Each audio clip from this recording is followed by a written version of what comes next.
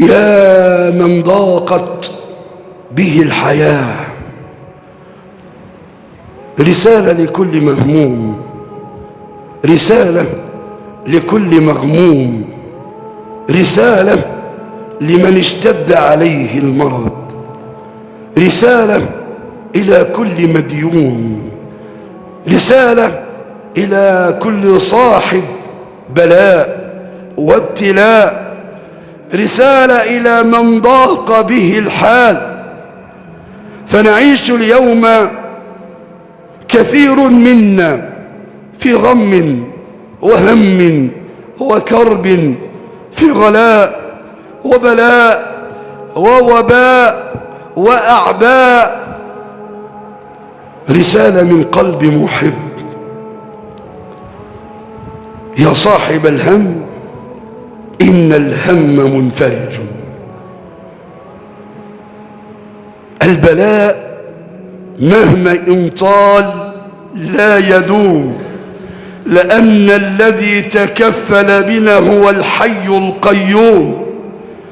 رسالة: سينتهي هذا البلاء وسيرفع عنا الغلاء وسيرفع عنا العناء بإذن رب الأرض والسماء، لأن الله تبارك وتعالى كريم رحيم غفور.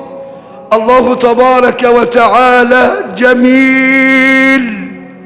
يا صاحب الهم إن الهم منفرج، أبشر بخير فإن الفارج الله. اليأس يقطع أحيانا بصاحبه. نعم، ساعات الإنسان بيجيله يأس، أيوة، اليأس يقطع أحيانا بصاحبه. لا تيأسن فإن الكاشف الله. من الذي يفرج الهم؟ من الذي ينفس الكرب؟ من الذي يرفع عنا هذا الأمر؟ إنه الله، إنه الله القادر الكريم الرحيم.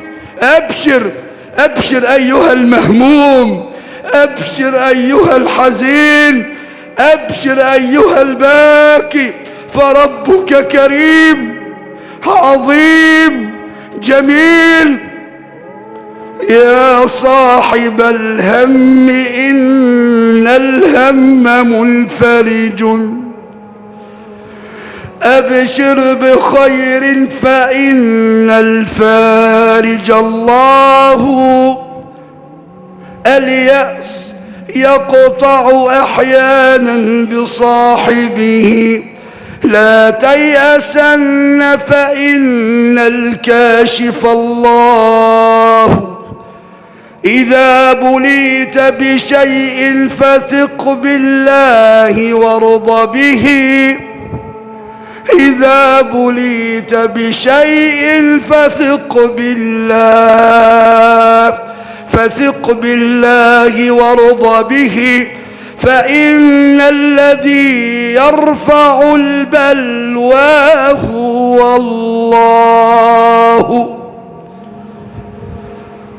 ملك عظيم جميل كريم. إذا أحب الله عبدا ابتلاه. أنا عايزك توحد الله.